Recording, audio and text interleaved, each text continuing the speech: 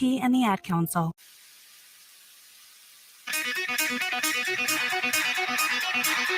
It's time for Outside the Box with Lincoln Stars head coach Rocky Russo and Lincoln Stars broadcaster Joel Norman on 93.7 The Ticket and theticketfm.com. Welcome into another edition of Outside the Box here on 93.7 The Ticket. Of course, Outside the Box is being brought to you by Raising Cane's. I'm Joel Norman, and we're joined by the head coach of the Lincoln Stars, Rocky Russo, after another Stars victory. That's 4 in a row after taking down Des Moines with a little bit different type of game than usual for the Stars, but nonetheless a victory, winning 4-3. And Rocky, let's talk about that, how it was a different type of game. We talked a week ago about how maybe one of the best things that could happen to the Stars would be to win a close game last week, but obviously I don't think we wanted it to be this way that it ended up being. But you guys got it done last Saturday. What was the biggest reason for why you were able to come back in that one? Well, I'm trying to gather myself here a little bit because the smell of hot sauce here in the studio is quite impressive. They had a hot wing challenge on the show before us, and those poor Nebraska athletes that were walking out are probably going to be feeling that in the morning. And fortunately for me, DP texted me this afternoon and asked me to participate. And Ronnie, my daughter, had gymnastics class, so I wasn't able to be here. But the looks on their faces, I'm really pleased that I missed that one. But I had a good excuse, DP. So I definitely, I'd be willing to do it. I've done it in the past. Joel, have you ever participated in anything like that? I have not. And every time I see people's reactions, I think it doesn't look very fun, but I do like spicy stuff. Well, there's spicy, and then there's atomic hot. When I was growing up, my grandpa, he's an old Italian guy, right? He used to drink wine by the gallon on Sundays when we had pasta, but he would go to the garden and he would cut up 8 or 10 habanero peppers, put them on the bottom of his plate, pile the plate full of pasta, and then take his shirt off and sit at the kitchen table with a gallon of wine and a paper towel and sweat pouring down his face as he ate this pasta and just wiping it off. And I could never understand it. And he loved it. His gut had to be made of steel because he was able to process that stuff. But I have had some of that. There's hot, and I like spicy foods, but then it's just obnoxiously hot, and you want to go stick your face in the snow pile behind the ice box to try to give yourself some relief. The funniest thing is I saw the gallons of milk in here, like the old wives' tale that the milk actually helps. Yeah. Which when you're eating stuff of that level, I don't care what you're going to drink. It's not going to help you relieve any pressure at that point. So hats off to those guys for diving into that challenge here. DP's always got cool stuff going on here at 93.7 The Ticket. So, but I wanted to mention that before we got started. If anybody's got any questions for us today, comments, please give us a call on the Honda Lincoln hotline, 402-464-5685.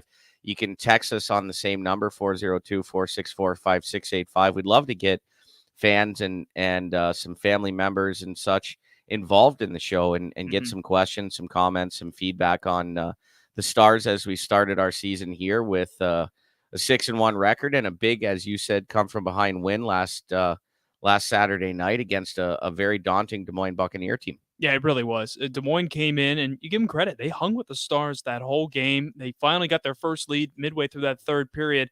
Had to be a little strange with Kosas getting that goal as well to give them the lead. Did you see how he got the goal? Yeah. Laying on the ice and the shot. Hey, it counts for him. God bless him. I really like Christian Kosas. He's a great kid. He was part of a trade transaction last year at the deadline that brought Killian Keeker-Olsen to us. And sometimes you have to trade a player of his caliber to get a 20-year-old back like that. But I have nothing but affection for Christian. I was happy to see that he got the goal, but initially I thought he was the one that shot the puck. Upon further review, he had kind of gotten into the scrum in front of the net and was laying on the ice, and the shot came and it hit him and then redirected it off the post. They all count the same. A goal's a goal. So, I'm sure he felt pretty good taking the the potential game-winning goal there in a 3-2 lead with only 4 or 5 minutes left to go in the game. I think so. Yeah, I think it was 6 minutes because it was just under 4 minutes when the Stars answered back. First, Doug Grimes getting that goal, and then Boston Buckberger. You certainly gave the fans their money's worth. That was a game where it felt like it kind of got off to a slow start. There was a little bit of action, but it really heated up in that third period, Rocky. Why do you really think that was this past Saturday? Well, like I said in my post-game interview, I'm not sure we expended a lot of energy in the first 2 periods. We didn't have it. And, you watch NHL games and you see some of the very best teams in the world just lay an egg on a random night. And you wonder how that happens. But for us, it was like we were getting bad bounces. We weren't getting our feet weren't really moving. We seemed like we were a half step slow for the first 2 periods and really couldn't get anything generated. And so when we felt some urgency in the third period, obviously it's a 2-2 game. Then we're down 3-2. And I think the guys are going, hey, we're gonna battle back. We're gonna find a way. And just like in that game we lost to Sioux Falls, I was convinced we were gonna tie that game. And had they not called the soft interference call with about 2.5 minutes left, I believe that we would have tied the game. But you don't want to leave it up to that. You want to try to play a better first 2 periods and be in control. But every team in this league is so good, and so I can't sit here and say, hey, we were really bad. We weren't really bad. I went back, I watched the video. They did a great job generating chance after chance in transition and on line rushes. Now, we gave up literally nothing in our own end. In fact, I went through all of our scoring chances against this afternoon in preparation for tomorrow's video meeting. And that's what I discovered. About 95 of their chances were off line rushes. And that's something that in this league, you have to be able to defend in transition. If you don't, it's going to come back to haunt you. And we weren't necessarily doing a bad job of defending in transition. They're a really good rush team. They're going to create. They're going to make plays at the offensive blue line. They did a really good job breaking pucks out. And so they got their chances off the rush, but then they didn't do a great job of sustaining that pressure. We were able to close, pick up loose pucks, and get our way back out of our own end, which you and I have talked about. Our breakouts have been something that we've been doing a really good job of. It was interesting that second period, both teams it just felt like they were stuck in the neutral zone too. It felt like there were stretches, but then things kind of opened up a bit in the third. You mentioned the difference in the first 2 periods. The Stars were outshot 22-18 by Des Moines after 2. In the third period, you guys certainly flipped the script 16-9. And I'm glad you brought up that Sioux Falls game because I thought of something in that game. When Doug Grimes scored just under 4 minutes to go in this past Saturday's game, he had the same type of reaction going back to the bench as he did going into that Sioux Falls game when he made it a 1-goal game. It seemed to really reinvigorate the crowd. Granted, it was a game-tying goal, but it was the same type of energy. It reinvigorated the bench, and it really brought some life into the crowd as well. Did you notice that as well? Of course. I mean, our crowd at the Icebox is special. There's no doubt about that. And I think they were waiting for that big moment. And Doug has been a guy that has delivered that for us a number of times in his stint here with us. Obviously, we acquired him via trade last year from Cedar Rapids Rough Riders. He played 30 some odd games, I think 34 games for us last year, so about half the season, and scored some big goals for us in that time frame. And you've already seen him in just a short period of time this season score some big ones, none bigger than that tying goal on Saturday night. That was a heck of a deflection, too. Just got in front of the net. Adam Kleber got his first point with the Stars on that slapper. I mean, happened really quickly. And then the comeback after that, Boston Buckberger getting the goal. I mean, felt like the roof was about to go off at that moment after he'd scored that. That was pretty exciting. And I loved how you could tell, you see this so often with big goals like that, he's whacking his stick on the ice as he's coming across the blue line, knowing he had a lot of space, and he obviously made no mistake. Mason was actually telling him, you don't need to beaver tail me. I know you were there. And I was laughing at him. He was joking, but Boston, that's something we work on is obviously hitting what we call that second wave of entry. You have your forwards enter the zone, then you have your D enter the zone. And if your forwards do a good job of entering the zone with depth and pushing the defenders back, then it creates space in the top half of the zone for your D to get pucks, and that was a perfect example of that. And DP had a great text after, or a great tweet after that, saying, when are the Stars going to start offering a buck a burger for every time that Boston scores? And I think I got to bring that up because I think that was a pretty great promotion from pretty great promotional idea from DP. Just need the right burger company now to step up, and we need them to be that sponsor of that. But I'm all for that personally. That'd be great. But just a lot of fun stuff with that game Saturday. But it was the type of game we mentioned. It was a little bit tighter. You had to win it a little differently from before. It's an easy question. How good was it for you guys to be playing in a tight game after several that really had not been that tight? You know, it was tight because we've played a handful of games that weren't. And because of that, you know, there becomes a false sense of security, and without realizing it, and certainly not intentionally, there's just a little bit of complacency that sets in, and the guys start to feel good about themselves, going, hey, we've scored 3 games in a row, or whatever it was, 4 games in a row, I don't know, but we're feeling really good about ourselves, and we can go out and outscore anybody, and it doesn't matter if we give a couple up, and that's natural. That's human nature to start to feel that way. And so having to manage a tight game, knowing from my personal experience that we're going to have a lot more tight games than we are going to have those 3-4 goal wins and 6-7 goal outbursts. So we have to be able to be in a tight third period, up a goal, down a goal, tie game, last 5 minutes. We lived in that world last year. And if you went back and saw how many times we tied the game with the goalie out, it was unbelievable. I think 5 or 6 times we tied the game with the net empty. And then, we scored twice in the last 30 seconds against Des Moines last year, and then beat them on the first shift of overtime. So I feel like Matt Curley probably had, reoccurring nightmares happening as he's watching that happen again this year. I'd be like, here we go again. Are we going to deal with this team again, coming back on us? And, you got to learn how to close games out. So for us, now we have a 1-goal lead with 1 minute and 50 seconds left, or 25 seconds left, whatever it was. And we have to manage that. Now we go from, I'm preparing 3 minutes prior to being 6-on-5 to now we're immediately in a 5-on-6 situation. And so personnel is going to change. The message that the team is going to change. Fortunately, we have 2 dry erase boards on them. One had a 6-on-5 scenario on it. The other had the 5-on-6 scenario on it. And I just had to grab the right one given the situation. What was your message to the team after that go-ahead goal by Des Moines midway through that period? Now it's, listen, we're going to win this draw. We're going to put it behind their net. We're going to make them go 200 feet. We're not going to give them anything. Like, our feet are going above all the time. We're forcing them to dump the puck. We're forcing them to fight to retrieve it. They're going to want to get their goalie out as soon as they can. So we have to just assume that the second the puck crosses the red line, their goalie's out. We're in a 5-on-6 situation. Yeah, and it obviously worked out well, and they had so much trouble even getting the netminder out. Lundgren was there was a couple times he was kind of creeping up, but they just couldn't gain any zone possession time, and I think that was a nice scenario for you guys. You hadn't really had to do that a ton this season, if at all, actually. No, we haven't had to do it yet this season. I suspect we had the goalie out in the Sioux Falls game, but we haven't had to defend the 5-on-6. Now we've practiced it quite a bit with the expectation that we're going to have to do it. The best thing that happened was, they end up icing the puck with 6 seconds left, and then they take time out. So, when I'd send Keaton Peters to take the draw, and I said, Keaton, just fall on it. If you can eat 2 seconds, it's over.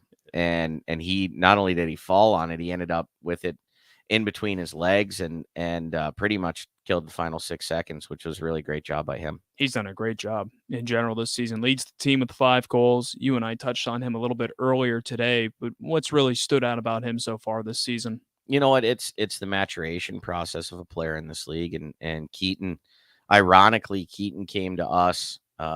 We needed a center desperately last year. And Jack Larrigan at the time was struggling a little bit. And so Keaton was playing in Janesville in the North American Hockey League. And we felt like Jack would be better served getting an opportunity to play in a bigger role in Janesville. So we traded Jack to get Keaton's rights back. We owned his rights in the USHL, Mm-hmm. but we weren't able to just add him because he was currently playing in the North American Hockey League. So we traded Jack to Janesville. We brought Keaton up. Keaton played fourth line center for us for the majority of the year. Killed some penalties, mostly played 5-on-5, was very limited offensively until maybe the last 10 or 15 games of the year, and you could start to see it coming. And then Keaton had a monster summer and came back really confident. His skating had improved. He was already a beast in the gym, so he didn't physically need to continue to develop any bigger, but he's strong. But his skating was the biggest difference. His skating has gotten better, and he's more confident with the puck. Last year, if he had it in the neutral zone, the first thing he'd do is chip in the corner. I'm a fourth line guy. I don't want to get scored on. I got to make sure I put it behind the D. I'm going to go in and forecheck, and then I'm going to get off the ice as quick as I can so that I don't take a minus. But that confidence in young players evolves, and you could see it now in Keaton. You can see it in Patrick Raftery. You can see it in Jack Larrigan. Yeah, Jack Larrigan obviously ends up going to Janesville, spends 30 plus games there, comes back this year full of confidence. He was unbelievable at main camp, and he's been really good this year. He's still got a long way to go, but his natural God-given ability is really impressive. He's playing with some confidence, and he made a great play on the Peters goal there to start the game on Saturday. And Jack nearly scored later, right before Patrick Raftery's goal that he redirected in. I mean, he was close to getting a goal. He feels like he's been knocking on the door for a few games. I just want him to pop one because I got a feeling once the first one comes, 2, 3, 4, and 5 aren't going to be far behind, but he's just got to get the first one and get that monkey off his back. But at least he's pointing now. He's getting some assists. He's creating offense. He's confident along the walls. A lot of the things that he wasn't doing last year, he's doing now. And I attribute that to our patience with his development and his trust in us that, hey, we're gonna send you to Janesville, but we're keeping you on our affiliate list. We still believe in you. We want to have you back. And it was really nice for us to go full circle and be able to bring him back because, number one, he's an absolute wonderful kid. But number two, like the skill level and the compete and the skating, he's a PK guy for us, but he's going to be a power play guy sooner than later. He's too talented to not be. But I just want to get him successfully scoring 5-on-5, and then we'll delve into some power play opportunity. We mentioned a little bit about the North American Hockey League to the USHL. What's the biggest thing you see guys struggle to adjust to in the USHL that maybe they took for granted in the null? The pace. And I just had a conversation. Z was doing some video today with Cole and with DJ. They're a peak D partners right now, and I just said to Cole, like the biggest difference for you, for Hagen Mo, is the pace. Like Hagen scored 20 some goals last year in the North American League. Cole scored 20 some goals as a D in the North American League, and they're both incredibly talented Division I college hockey players, and they will both readily admit, hey, this is really fast. Mm-hmm. You've got to be able to make plays under serious pressure. You're going to be hit. You're going to, everybody talks about the North American League being physical, and it is. I mean, I'm a huge North American League fan. I coached in the league for 12 years. I love the league. I love what it does for players. But this league, the top end talent is unbelievable. The pace, the skill set, the need to make plays under such duress and pressure makes you the type of player that you are. And so that's where the guys have to be able to manage quickly if they're going to adjust to this league and have success.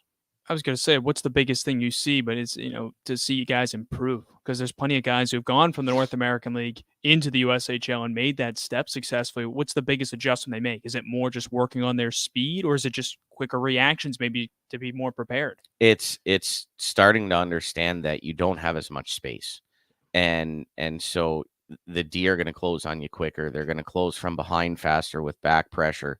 If you pick a loose puck up in the offensive zone, you can expect that there's somebody within a stride of you ready to close and defend and finish a check. And there's times when maybe you have a little bit more time and space in the North American Hockey League. But guys like Lucas Wallen last year, who played in the North American 3 League a couple years ago, then played in the North American League, and then plays in the USHL as a 20-year-old.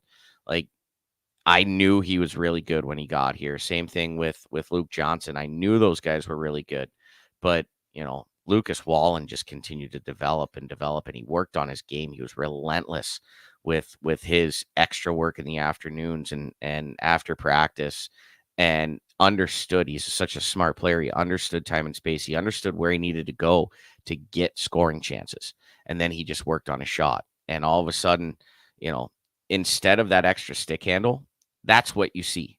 If you watch a player that's not creating in this league, it's because when they catch it, they have to, we call it, dust it off. They've got to go stick handle once or twice before they shoot it, before they pass it. Lucas learned, I don't have time for that. It's got to be on the blade of my stick, and it's got to be off. Whether it's a pass, whether it's a shot, whatever it is, and I need to move. My feet have to already be moving to put myself in a loaded position to shoot the puck if I'm going to get grade A scoring chances. And so that's another thing I talked to CR about today. Like, hey, here's a perfect example. You got your shot blocked on Saturday. Why'd you do that? He's like, I dusted it. So it's like, okay, you see it, you know it, you understand it. Now it's making that adjustment at top speed in order to use all the skill that someone like CR has, which is unbelievable skill set. So sometimes it takes guys 5 games. Sometimes it takes them 10, 15 games. But the guys that we have that played in the North American League last year that are here right now are very talented players, and you're going to see them start to progressively score more and more the further we get into the season. Yeah, I like that you brought up Lucas Wallen. I mean, he's just a great success story in general for junior hockey in the United States. NA3, Null, and then next thing you know, you're in the USHL, and then you've got a college commitment as well. Don't be surprised when you see Lucas Wallen in the NHL. I wouldn't be either. He's that good, and he's. I happened to be. We were off a couple Fridays ago, and Flow Sports, our USHL games tend to not always work on there, but the college games work pretty good. So I was sitting there and I was watching Tri-City and Omaha play because we were playing Omaha the following weekend. And I'm watching St. Thomas play. And not 5 minutes after I flipped the St. Thomas game on, Lucas Wallen, bing, under the bar from the honey hole area where he scored so many times last year. And then George Lewis, my former assistant, they played Penn State last week, and George just texted me. He's like, "Oh, he just scored." And so, that's Lucas for you. Like, he's just such a competitor. He's so talented, and his relentless work ethic and his desire to succeed will, in my mind, more than likely bring him to the National Hockey League someday. How much do you enjoy watching just other hockey games when you're not busy with them like that? Like, it's a Friday night, maybe let's say it's like a night like this, and we don't have a radio show. Are you watching games, or are you so locked in on just Star stuff? How does that work for you? I mean, I do watch, I watch NHL stuff. I'll watch some college stuff on my free time, but I'm also watching Bubble Guppies and Paw Patrol and Mickey Mouse. And that's better, right? Yeah, it is. I mean, quite frankly, I always have a book on the coffee table in the living room, because when something's on that I can't watch, but my kids absolutely love, I pick the book up right now. So I'm actually reading Can't Hurt Me right now by David Goggins, which is an unbelievable book. Cool. So, at the end of the day, I do watch some hockey, but I also, between the video and being at the rink 9 hours a day, like, I like to shut it off. And it's always a conflict in my brain of, well, if you watch hockey, you can learn more. And so when I watch a game, I can't watch it as a fan. I'm always watching it as a coach and critically evaluating what is going on. I'm watching the systems. I'm watching the structure. I'm pointing out, oh, look, there's the mistake the D made, just led to the odd man rush. And my wife just kind of rolls her eyes at me sometimes, because she's actually super smart too, and she sees it. Yeah. And she's like, you don't need, like, she knows, she sees it, but it's just one of those things where a lot of times I'm kind of like, I'll be done with the hockey for this evening. I like how you bring that up, because if I watch sports with my girlfriend, I just make fun of the broadcasters the whole time. It's the same thing. You're criticizing them. Oh, why did he say that? Or I repeat something right before they say it too. So I know the feeling exactly. Well, Rocky, obviously a big series coming up this weekend, Omaha and Tri-City in there. You've had great success, obviously, against Tri-City. 1-for-1 against Omaha. What excites you about this? Because it's a couple of road tests and obviously two different places this weekend. What excites me the most is both of our opponents are chomping at the bit to beat us, and they're going to come ready. And so, it's a challenge for us, an opportunity for us to know, hey, you beat Omaha pretty good 6-1 last time. You beat Tri-City 6-3 2 nights in a row. Those teams have some revenge on their mind. How do you handle that? Are we ready for that? Can we step up to a challenge like that? Can we be prepared for something like that? Are we ready as a group to have that target on our back? And we're going to see what we're made of this weekend, and I'm really excited for that. It's going to be a couple of fun matchups. I'm excited just to have a game at Omaha. I know they're going to be chomping at the bit. We saw in Tri-City's frustration, obviously, a couple of weeks ago as well. We're going to take a quick break, and we will have more in just a little bit here. This is Outside the Box. We're talking Lincoln Stars hockey, our show being brought to you by Raising Cane's, and it's all coming to you here on 93.7 The Ticket. Hey, this is Ernest Hausman. As a linebacker from Nebraska, I know how important it is to have a strong defense and a great playbook. If you are looking for a solid team to have your back, check out my friends at Burke Brown Law. Burke and Jackson will work with you to create an individualized strategy to bolster your defense. Hi, this is Burke. Give us a call at 402-606-1441. With locations in Lincoln and Columbus, we're ready to tackle your needs. Find us online at burkebrownlaw.com. At Venue Catering and Events, we offer two of the most historic ballrooms in Lincoln. The Jasmine Room, located in the historic Grand Manse in the heart of downtown, featuring a beautiful built-in antique bar, spacious patio, and soaring skylit ceilings. The Scottish Rite Ballroom, located just 2 blocks from the state's capital, boasts intricate hand-carved columns, rich dark wood floors, and lavish chandeliers. The perfect venues to host your wedding, corporate event, or much more. For availability and more information, call us at 402-603-6483. Sandhills Global is hiring. Check out sandhills.jobs for more information. Sandhills is looking to fill hundreds of new openings in sales, traveling support, software development, web design, and more. Sandhills has a professional culture and is fast-paced with a focus on growth, innovation, and leading-edge technologies. Career and internship opportunities are available at our global headquarters in Lincoln, Nebraska. Apply today at sandhills.jobs. Need to send a message? Send it with cake. Congratulations. Here's a congratulations chocolate rum cake from Beatrice Bakery. Thank you. Say thank you with an amaretto cake. I'm sorry that I accidentally hit your mailbox with my car as I was backing out of the driveway and then continued right into your prized petunias. You say that with a lemon drop cake. Everybody knows that. Beatrice Bakery in downtown Beatrice or online at beatricebakery.com. Here to help you say whatever it is you need to say. Welcome to our world of yum. This is Dan Friedman. Between 2010 and 2019, distracted driving caused more than 40,000 car crashes in Nebraska, resulting in over 14,000 severe injuries and deaths. Please keep your eyes on the road. If you have a smartphone, put it away while you're behind the wheel. It will help keep our community safe and secure. This message is brought to you by Friedman Law Offices, helping injured people. It's what we do. It's all we do. Find us at friedmanlaw.com today. Warhorse Casino Lincoln is open, and guests are winning big already. Get in on the fun at Nebraska's first casino. Try your luck on your favorite slot machines and join the Warhorse Rewards program for exclusive offers. The best is yet to come as we continue to build a world-class experience for our guests. Right off Highway 77 and West Denton. You'll always leave feeling like a winner at Warhorse Casino Lincoln. Must be 21 or older to enter. Proper ID is required. Gambling problem? 1-833-BET-OVER. 93.7 The Ticket, Fox, KFXL weather. Sponsored by John Henry's Plumbing, Heating, and Air Conditioning. Sunny skies and near seasonal conditions as temperatures rise up to 61 this afternoon. Winds out of the north-northwest at around 15. Mainly clear tonight, a little cool with a low of 34. Tomorrow, increasing cloud cover late with a high once again of around 61. I'm meteorologist Tim Wright for 93.7 The Ticket and theticketfm.com. Problem gambling is not just a financial issue. It's an emotional problem with financial consequences. If your loved one is struggling with addiction, contact Choices Treatment Center's 24-hour helpline at 402-476-2300. That's 402-476-2300. Fall has arrived, and it's the perfect weather for the DIY market to listen to the game while building a deck.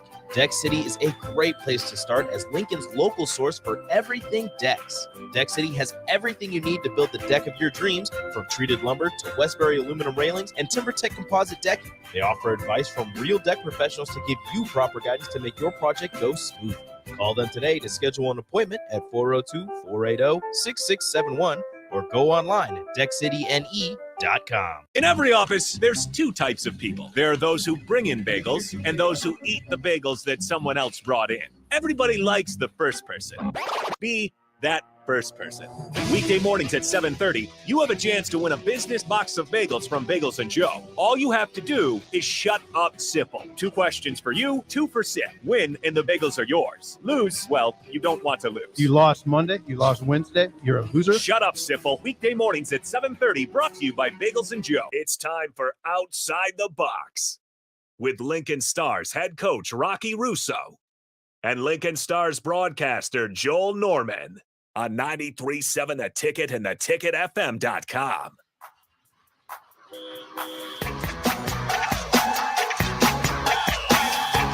Welcome back into Outside the Box, being brought to you by Raising Cane's here on 93.7 The Ticket. I'm Joel Norman, and in a moment we're joined by Patrick Raftery and DJ Hart to talk a little bit about the Stars game last weekend, the 4-3 win against the Des Moines Buccaneers, as well as the games coming up this weekend, both on the road on Friday at Omaha and then on Saturday at Tri-City. But first, just want to mention to fans that we do have a November 3-pack available.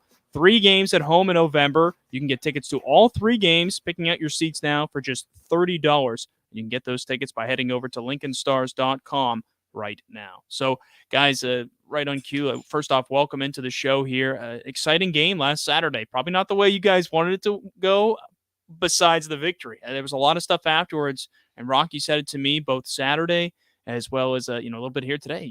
There was things that could have been improved, but you guys won a tight game, and you haven't had to really do that yet this year. Patrick, I'll start with you. What did that mean to for you guys to dig deep and get that win on Saturday? Yeah, obviously that was huge. Every team's going to play a bad game eventually. It doesn't matter how good you are. Mm-hmm. And the great championship teams will find a way to win those games where they don't play their best. So we dug deep, we won, and that was huge for our group to kind of know that we're a good team. You can do that. We're a good team. We can do that.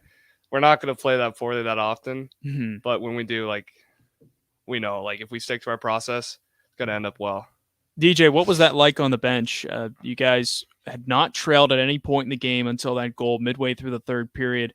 What was the message? What were guys saying to each other? What were the coaches saying to you guys at that time as you were down 3-2 late in the game? It was just pretty much stick to the process, and we know what we can do. We're a great hockey team. We got great players top to bottom, and we got an unbelievable coaching staff, and it was basically just dig down, figure it out, and just work, do your job, and good things will happen. And you guys did that. And I thought that the goal by Doug Grimes was so important. He brings a ton of energy as is. I felt like it put a real jolt into the crowd, into your bench. Take me through that for you guys. When that goal happened, did you just feel like, okay, we can get this one now that we're tied up? Yeah, for sure. We obviously were a little, I wouldn't say stressed out, but we were getting a little antsy on the bench, wondering when we were going to score, because it was kind of turning at that moment. We were starting to put the pressure on, so we were all kind of wondering when we were going to get that goal, and that was just a definitely huge relief, but it was a tie game. We still had to go, so certainly a good feeling, but yeah. What did that mean, you think? How did you feel like you guys had that, DJ, at that point? We knew it was going to come. We had so many chances, and it was just going to come down to whether one of us put the puck in the back of the net and who was going to be. And Doug's a big guy on our team, and he's been here. He's played in the league. He knows his way around, and he bared down and just put it in the back of the net. And then Boston Buckberger came in and followed up with a huge play by Mason Marcellus. Yeah. So, it was a pretty special play by 2 awesome players. So. You know what's so funny about big moments and big goals? The things you forget about. I was looking back at the replay of that goal after the game, and I realized I didn't even notice him whacking his stick. But on the replay, that's all you can hear for a little bit, besides me talking, is you hear the whacking of the stick. I love the little things you forget because you're so excited with something like that. Yeah, we call that a beaver tap. Yeah, and Austin loves that. Rocky was saying that Mason gave him a little crap about that, saying you don't have to do that. I know you're there. Yeah, I thought that was pretty funny. I mean, and we found him with a great pass as well. But going back to the goal, we mentioned that Doug had the redirection goal. Patrick, you had one as well. And there's a lot of things that hockey players do that just really impress me. I think the thing that impresses me the most is their ability to redirect pucks. What's going through your mind? Is it as simple as I just put my stick out and it just made contact? Yeah, I mean, I kind of was just fighting for position in front of the net, trying to do whatever I could to get the goalie's eyes and like not get pushed around by the D in front. And Boston shot, he was joking after. It was kind of a rainbow shot, flutter puck. So that made it a little easier to get some stick on it. But I just tried to get a piece of it, redirect it, because I knew like if it gets moved that close to the goalie, he's gonna have a tough time saving it. So just tried to do whatever I could to get stick on it and went in. Fortunate enough. So he pointed right at you as soon as you got it. What did he say to you? Yeah, that was right away. He goes, "Soft shot, thanks." He's like, "Thanks for the tip." Made it work. Yeah. DJ, you scored your first of the season, first with the Stars in that game against Tri-City a couple Fridays back. And that was another funny one for me because you kind of you weave through the defense, but maybe not the way you wanted to. No, not at all. It was almost I came back to the bench and Rocky told me, "Thank you for scoring," because you're gonna hear it if it didn't go that way. So it was a little bit of a broken play, but hey, they're not all pretty. So he definitely got some crap for that one. Yeah, it reminded me of that scene in Major League where I don't know if you guys have seen it, the baseball movie where the center fielder Willie Mays Hayes makes the catch, goes back to the dugouts, makes it like behind his back or something. Head coach goes, "Nice catch. Don't ever do it again." Oh, and yeah. That's what I thought of when you scored that one. But how did you kind of keep yourself composed? Because you nearly lost the puck twice. You were fighting just to stay on side. How do you recover and just flip it toward the net, basically? Yeah, I mean it's pretty it's just natural. You just want to keep the puck in, and as a defenseman, if you lose the puck, it's the next thing is you better take a body. So you better not let that guy get past you. And I actually think the first guy did a little drive by, so got a little lucky on that one. But the second guy, I just bumped into him and puck landed in a good spot. What's your reaction to a play like that? Obviously, you're elated, you scored, but you're almost more thrilled. You're probably reacting more that you just were able to stay on sides with the puck, right? Yeah, it was more just not getting sat after that, and puck didn't go in our net, so and it worked out exactly. And it's kind of how it was going for 3 games for you guys. Every puck seemed like it was finding its way to stay on side, end up in the back of the net. But that had to change this past Saturday. Oh, yeah. What lessons do you take from a close win like that against Des Moines into this coming weekend with 2 huge rivalry games coming up? I'll start with you, Patrick. Yeah, it's definitely pretty important for us to kind of get that lesson that we're not going to score 6 every game. We got to find a way to win games when they're tight. And we obviously found a way. We know we can find a way, and we know not every game's going to be easy. Like this weekend's going to be a good weekend, but I expect we're going to play well. We've had a good practice today, so hopefully we keep that momentum going into the weekend, and we'll fare well. DJ, what things did you take away from Saturday's win? Just that we can do it. It's not easy to win games in this league, and Rocky always says it, 2 points is 2 points, and I'm one of the older guys, so I've seen like last season we were 2 points away, and we ended up having to drive all the way across the Midwest, and it's not fun. So you want to get the 2 points when you can, and we're a great team, and like you were saying, you can't score 6 goals every night. So we got 2 unbelievable goaltenders, and we need to keep pucks out from them. So the quote that I like from Rocky, he said it to you guys recently, that the points in October count the same as they do in April. Yeah, I love that. Is you don't want to be going into April saying we should have had that game in October when we had that team who ended up struggling a little bit later on. Patrick, you brought up practice from today. I was told, Mike Zanella, assistant coach, told me that after practice that you guys were working on sprints a little bit. And he told me I wouldn't believe who ended up doing the best. And he said that Cameron Whitehead did. Now, I thought you might be, because you are Brendan Ali, because you guys are probably the fastest skaters on this team. Yeah. Where did you guys end up between you and DJ? Where did you guys end up? I was dealing with a little thigh thing today, so I had to sit out in the sprints. But I think Brennan. How did Brennan do? I don't remember, but you can tell him how I did. How'd you do, DJ? I think I was second place. Second place, yeah. not bad. I think I went 2 for 2, 1-2, but I won the 2 that counted. So He wouldn't have gone second if I was racing. Oh, there we go. I don't know about that. We'll have to race. Well, it's a great sign that a defenseman is up there because Oh, you yeah. think of that. You need your defenseman Yeah, to be able to skate that way. I was stunned. What was Whitey doing so well? Is it just long legs? Yeah, it has to be. I don't know. He's I have no different, clue. but I mean he's drafted in the NHL, so there's something special about him. He's an unbelievable attendee, and kid can just fly. He looks like he's floating when he runs. That's impressive. I guess we're not going to need him to do that too many times on the ice besides rushing to the Yeah, bench if you need an extra exactly. attacker, but otherwise, pretty cool. I wanted to talk to you guys about your hockey journeys a little bit, just in juniors a little bit. DJ, you played with a few different teams in the USHL. You've gotten some experience now. You're here in Lincoln.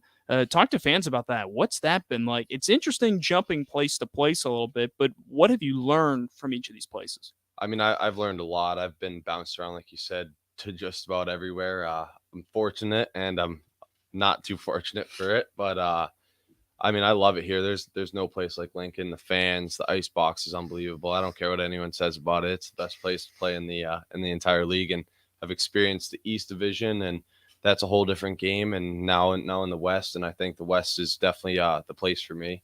I played in Madison last year. We had a awesome run. We had never made playoffs or anything, and it was pretty cool to be a part of that team. And we were carried by an unbelievable goaltender and a good coach and some really great players. But here it's different. We got a special group here, and we got an unbelievable goaltender. We got an unbelievable backup, and either one can win us games. And we got Rocky as a coach, and I mean, you can hear it when the fans, when they say Rocky's name, that whole place erupts. So That is pretty so cool. we're backed by a lot of great people. It's worked out really well so far. And Patrick, we'll talk about yours as well here. Your second year with the Stars. What does that mean being back here, and what improvements do you feel like you've made so far this season? Yeah, for sure. I definitely feel like I learned a lot last year. Getting through a whole year here, I had a lot of fun last year. Loved the relationships I made. Team was great last year, and coming into this year, kind of building on like the culture that was developed here last year, and making the playoffs last year was huge for this organization. They hadn't had much success recently, so taking that from last year, building on it this year, and kind of carrying over, it's been huge. And this year, I've been having a lot of fun. So. Man, and returners like you have been a big reason for why this early success early on. DJ Hart and Patrick Raftery joining us here on Outside the Box, being brought to you by Raising Cane's. I'm Joel Norman. We're going to take a quick break and be back with more in a moment. This is Outside the Box on 93.7 The Ticket. Your home is your empire. Protect it with Empire Fence. Get a free instant quote with the online estimating tool at empire-fence.com. See an upfront estimate with no hidden fees. An Empire Fence can provide privacy and improve the appearance of your home. Keep kids and pets in or out of your yard. Increase security and add value to your property. Visit empire-fence.com now to view the stylish and maintenance-free possibilities for your home and get a free instant online quote. Let Empire Fence protect your empire. At Venue Catering and Events, we offer two of the most historic ballrooms in Lincoln. The Jasmine Room, located in the historic Grand Manse in the heart of downtown, featuring a beautiful built-in antique bar, spacious patio, and soaring skylit ceilings. The Scottish Rite Ballroom, located just 2 blocks from the state's capital, boasts intricate hand-carved columns, rich dark wood floors, and lavish chandeliers. The perfect venues to host your wedding, corporate event, or much more. For availability and more information, call us at 402-603-6483. Warhorse Casino Lincoln is open, and guests are winning big already. Get in on the fun at Nebraska's first casino. Try your luck on your favorite slot machines and join the Warhorse Rewards program for exclusive offers. The best is yet to come as we continue to build a world-class experience for our guests. Right off Highway 77 and West Denton, you'll always leave feeling like a winner at Warhorse Casino Lincoln. Must be 21 or older to enter. Proper ID is required. Gambling problem? 1-833-BET-OVER. Heartland International in Lincoln reminds us people today are facing more hardships than ever before. It's becoming all too common to hear that someone has become so desperate they've taken their own life. People almost always warn those close to them that desperation is near. Watch for those signs, be a shoulder to lean on, and insist that they seek professional help. This message from Heartland International in Lincoln, marketing quality products since 1974. Visit heartlandinternational.com. Action Plumbing, Heating, Air, and Electric is the call I make when I have a need for plumbing services. Whether it's for my home or office, If I need a repair to a water heater, softener, or even my garbage disposal, I know I can count on Action to help. In one simple call, their amazing customer service team promptly schedules a service call, often getting to my needs within a day. Action delivers honest, quality services we can count on. To learn more, visit actionlincoln.com. Hey, it's Nicklin Hames from Nebraska Volleyball. I hate wasting time in practice, and I want to help you stop wasting your time when you're looking for an electrician. High Electric has been serving the area for over 30 years for both residential and commercial properties. They are experts in everything like remodeling, new additions, hot tub installation, and more. And they take jobs from Beatrice to Omaha and all towns, big or small, in between. Call them today at 402-466-6606 or learn more at high-electric.com. Bagels and Joe has a brand new location in Seward, and it's open for business. Get ready for the fall with pumpkin chocolate chip muffins, pumpkin cream cheese, and a pumpkin pie smoothie. Don't forget their delicious breakfast burritos and sandwiches, and grab a business box of bagels for the work crew. Bagels and Joe with 4 Lincoln locations and now in Seward. In today's day and age, people are trying to do more and more projects by themselves. That might be better on the wallet, but it can also lead to painful sounds like this. Ow! Poor guy, trying to do wiring all by himself. Let's have another listen. It's just not worth it. Don't hurt yourself or make things worse than they are already. For any of your electric needs, call Joe at Ambition Electric today at 402-217-3415 or go to ambitionelectric.com. It's time for Outside the Box with Lincoln Stars head coach Rocky Russo and Lincoln Stars broadcaster Joel Norman on 93.7 The Ticket and theticketfm.com. Welcome back into Outside the Box, being brought to you by Raising Cane's. I'm Joel Norman, broadcaster for the Lincoln Stars. We're chatting Stars hockey with defenseman DJ Hart and forward Patrick Raftery. And guys, a couple of fun games coming up this weekend. Rocky I could tell he was pretty excited when we talked about him earlier, and why not? These are really those two teams. I feel like when you look at our schedule, you circle these two opponents. And Patrick, part of that is because of last year, Tri-City in particular. I have asked a few other returners about this, but you guys had your struggles. I'll put it at that last year with them. You come back and you've won the first two against them this year. What did that mean to you as a returner, knowing, boy, this is a team who just was they had our number last year? Yeah, it certainly was. It was great to beat them that first time because last year it's kind of a struggle. We had zero success against them. They won year. 9 of 10, right? I think it was something like that. And a couple of those we thought we could add back, but a couple of them were just like we got steamrolled. Yeah. So beating them this year is definitely a good feeling. Like for right now, we're on top of them, and that's great. But like it's a long season. We know we're the better team. We have a lot of great players here, great goalies, great coaches, great players up and down the roster. So we know we could be that team this year to beat like they were last year. So it's a great feeling for sure. And DJ, you've obviously gotten introduced to this Omaha rivalry. Rocky always tells me, he said, I look forward more to Tri-City. And I can understand probably because of last year, you really want to play that team. What have you enjoyed about that Omaha one so far? You guys saw them twice in preseason, a little bit of a snarl between the two sides then, a couple of scraps in those games. But what have you seen? What excites you about those games? You get up for that one? Oh, yeah. I mean, I get up for every game, and so do all the guys on the team. And Rocky's kind of catchphrase is, I don't care who they are. I hate them all. So – but Omaha especially, I mean, they're right down the road. They're the closest team to us, and their fans come to our games, and our fans go to their games. And, I mean, apparently it's been a pretty good rivalry for a long time. So it's definitely a fun game to get up for. And I actually have a few buddies on Omaha. Oh, do you? From back home. So okay. That's a good one to go to battle against them. And they're a great team. They have an awesome coach that I've heard a lot of crazy things about, and he's very intense like Rocky, so I'm sure they butt heads pretty good, and Rocky's loves his power, so he does not want to lose to anybody. Who are the guys you know in Omaha so our fans can know and maybe give them a couple extra jeers? Yeah, I'm pretty good buddies with Andon Cervone. I've known him for pretty much my whole life. I grew up playing against him with his brother, and then their captain Matthew Romer I've known for a really long time. He's a great guy, but can't like him on the ice, so Have you ever had a time, I'll ask both of you this, have you ever had a time where you knew someone on the other team and things got a little hairy? You were pushing around a little bit and it was kind of, you gave each other maybe an additional whack or something. You ever fought a guy who's a really good friend? You're smiling, Patrick, so that's probably a yes.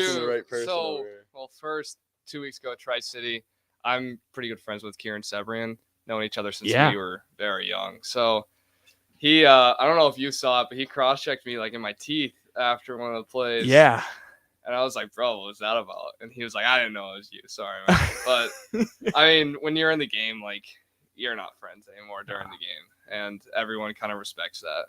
And last year, I fought so Christian Kosas was here until around the trade deadline, I think it was. He got traded and then went to Des Moines. And I actually got in the fight with him last season. Okay. How was that? Was that kind of, how did that come about? He Was won, it by the way. Okay.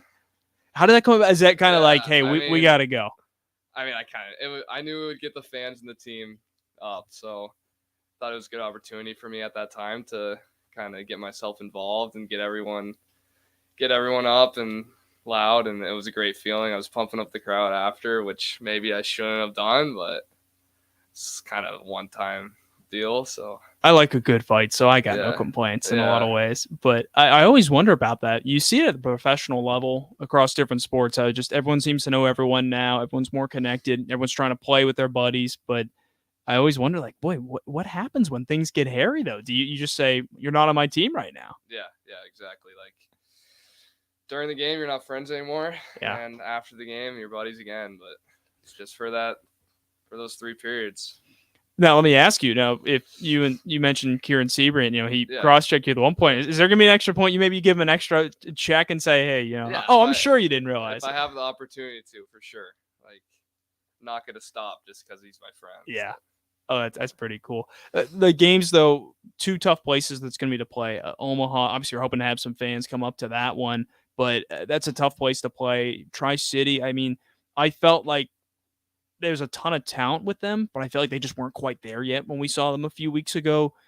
Take me through it. What are some things, I've been asking everyone this, what are some things you guys feel like we really need to work on or are working on this week to get ready for these games? I'll start with you, DJ. I mean, today Rocky in pre-skate video brought up our forecheck, and he wasn't too happy about that. And I mean, you can pick apart a lot of things, and there's always something to work on, so that's a positive. But the beginning of the year, our forecheck was on fire. I mean, we were just hounding teams, and like Rocky was saying, coaches were coming up to him like, how do you get your guys to forecheck this hard? How do you get them to work this hard? And he's like, what does he say, Raph? He says it's a non-negotiable. It's non-negotiable here. That's his thing. So, and the guys are all on board, and we just kind of let that slip for one game, and we're gonna get right back to it and just working our systems. Like, they hand us everything, and that's it. Like, we just got to make the most of it. And Patrick, big part of your game is forechecking. Take me through your approach to that real quickly.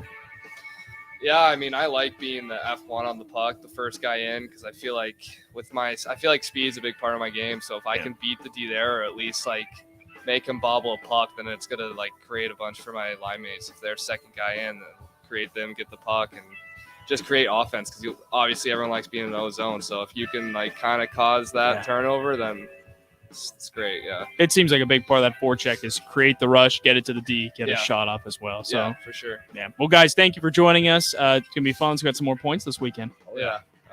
Absolutely. DJ Hart and Patrick Raftery joining us. I'm Joel Norman. We thank you for tuning in. This has been another edition of Outside the Box, being brought to you by Raising Cane's. Stars on the road this weekend, Friday and Saturday, against Omaha and Tri-City. We'll talk to you next Tuesday. Thanks for tuning in here on 93.7 The Ticket. This is Lincoln's home for sports talk on the FM dial. Also online at theticketfm.com. On the internet. KNTK FM Firth, 93.7 The Ticket.